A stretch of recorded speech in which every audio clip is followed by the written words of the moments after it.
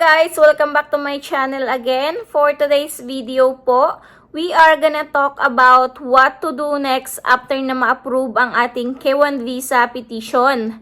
Ano po ba ang dapat nating gawin kapag na-approve na po ito at nakareceive na po ng letter ang ating mga petitioner, ang letter of I-797 form. Ito po ay ang NOA 2 or ang tinatawag na approval notice. Kapag nakareceive po ng ganito ang ating fiancé ay ano po yung mga dapat nating gawin? Ano po ba yung next step? And kung hindi ka pa subscribe sa channel na ito, please subscribe our channel and like mo na rin ang video na ito, and don't forget to hit the notification bell para updated ka sa aking mga video. Okay guys, let's start na tayo. What to do next kapag na-approve na ang ating K1 visa? Wala po tayong dapat gawin kapag na-approve po ang ating K1 visa petition. Meaning po nito ay hindi po tayo pwede pang mag-start sa next step kapag na-approve na po tayo. Dahil kapag po na-approve na tayo, ang ating pong application ay isi-send ng USCIS sa NVC or National Visa Center.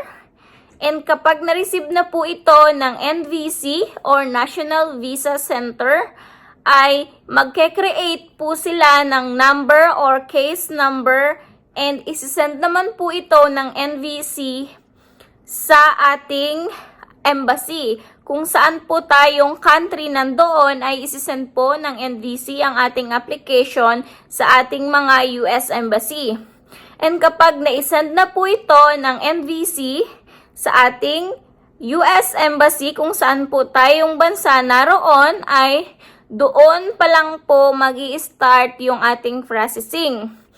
Meaning po mag-prepare na po ang ating mga US Embassy. Kung sa US Embassy Manila po tayo, mag-prepare na po sila para po sa ating interview appointment and medical examination. Doon na po nila tayo sisendan ng welcome letter or ang K1 FTP with our case number, so we can track our case online. Pwede po nating i-track ang ating mga case gamit po yung case number na isisend sa atin with our welcome letter or ang K1 FTP. Kapag naka-receive po tayo ng welcome letter, ay doon pa lang po tayo pwedeng mag-gather ng ating mga dokumento or ang mga kailangan nating i-present sa ating medical examination and interview sa US Embassy.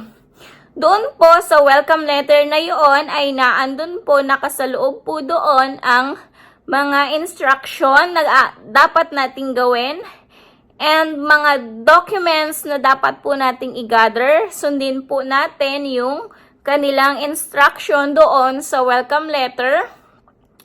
Itong welcome letter po ay ito po yun na ibig sabihin po nito ay pwede na po tayong magbayad ng ating visa fee and mag-book ng ating medical examination. And kapag bayad na po tayo sa ating visa fee and case ready na po tayo, ay pwede na po tayong mag-book ng ating interview appointment sa US Embassy.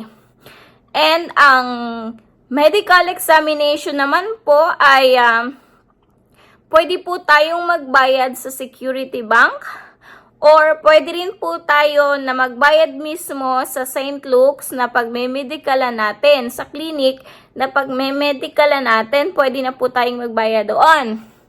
And kapag ano na po ang ating case guys, kapag in transit po ang ating status, ang ating case status ay in transit na po, pwede na po tayong mag-fill out ng ating DS-160 and make sure po na tama po yung information na ilalagay natin sa ating DS-160.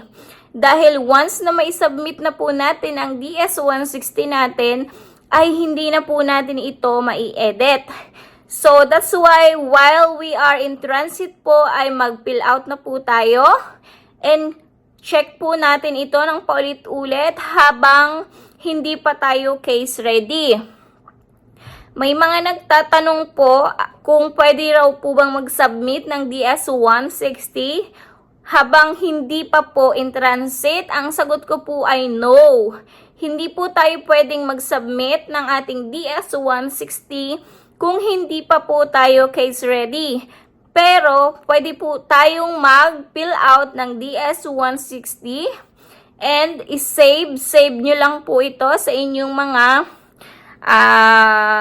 laptop or cellphone kung cellphone yung gamit nyo. Save nyo lang po, and kapag sinave nyo po ito, ang DS-160 po ay 30 days naman po ang expiration nito. And, it takes 1 week lang naman po or 3 days. Sometimes it's 2 days. In transit, okay, is ready lang po ay it takes like 1 week only or 3 days, 2 days, ganyan. So, pwede po natin, once na case ready na po tayo, ay pwede na po tayong mag-submit ng ating DS-160 na ating sinave na yun. So, yun lang guys, very easy lang po ang ating pag-process. Sundin lang po natin yung mga instruction doon sa ating mga welcome letter. Pag case ready na po tayo guys, ay pwede na po tayong mag-book ng ating interview appointment and medical examination. And kung nakabayad na po tayo is much better po sa ating medical para hindi na po tayo pumila doon sa St. Luke's. Dire-diretso po yung pag-process natin ng ating medical examination.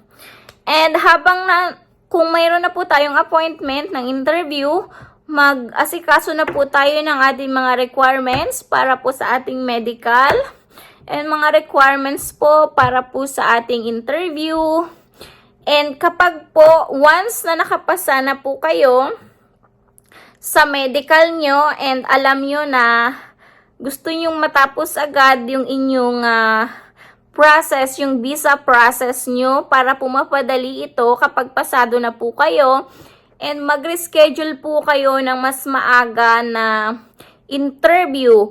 Tapos kapag meron na po kayong interview ay magkuha na po agad kayo ng CFO seminar appointment nyo online.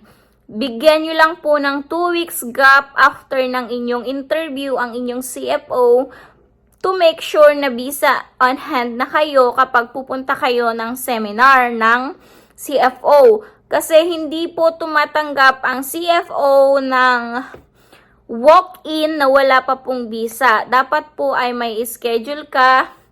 Pero pwede po kayong mag-schedule appointment online. Pero once na pumunta na kayo ng seminar, that day ay kailangan po ay dala nyo na ang inyong visa sa inyong passport. So, very easy lang po guys para po mapadali ang inyong process. Anuhan nyo lang po ng strategy para po mapabilis ang inyong visa process. Mag-reschedule lang po kayo. Remember po, ang medical po ay hindi po pwedeng i-reschedule kapag bayad na kayo. And ang CFO rin po ay hindi po pwedeng i-reschedule. So, doon lang po tayo sa interview appointment pwedeng mag-reschedule ng 4. And be careful po guys, kapag magre-reschedule kayo ng inyong interview appointment ay make sure na sigurado po kayo doon sa inyong date na yoon. Kasi kapag na-reach nyo po yung maximum 4 na reschedule ay hindi na po kayo pwede ulit mag-reschedule and another bayad na naman po kayo. So, yun lang po guys. Sana po ay makatulong sa inyo ang video na ito, and kung meron po kayo mga katanungan, just comment down below po, and yun lang guys. Have a nice day po.